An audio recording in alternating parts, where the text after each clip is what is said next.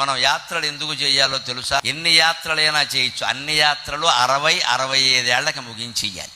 పైగా ఈయన పెద్ద మనిషి మామూలుగా ఉన్నాడు. ద్వాదశ జ్యోతిర్లింగాల్లో 11 చూశాను, ఒకటి మిగిలిపోయిందండి. ఇప్పుడు 11 చూసి ఏం చేశాడు ఇక్కడ? ఈ ఒకటి చూసినా అంతే చేస్తాడు. ఈయన బుద్ధి మారలేదు, కోపం పోలేదు, అసూయ పోలేదు, ద్వేషం పోలేదు. 11 చూస్తే 131 చూస్తే మన బుద్ధి ఏమైనా మారిందా? ఒక మాత్ర వేసుకుంటే శరీరంలో మార్పు వస్తుంది కదా అండి, దయచేసి ఆలోచించండి. అనారోగ్యంతో ఉంటే ఒక్క మాత్ర వేసుకోగానే శరీరంలో మార్పు వస్తుంది కదా.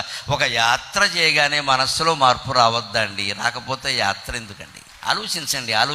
ఊరికే బస్సులు వేసుకుని రైళ్ళు వేసుకుని వెళ్ళిపోవడం కాదు ఇక్కడ. అంచేది భూమండలం అంతా తిరగాలి. ఎన్ని కోట్ల తీర్థాలు తిరిగినా పర్వాలేదు. ఏం నేర్చుకున్నాం? ప్రతి యాత్రలో ఒక తీర్థమో క్షేత్రమో ఉంటుంది. అక్కడ ఒక దేవుడు ఉంటాడు, అక్కడ ఒక స్థల పురాణం ఉంటుంది. మీరు వినండి.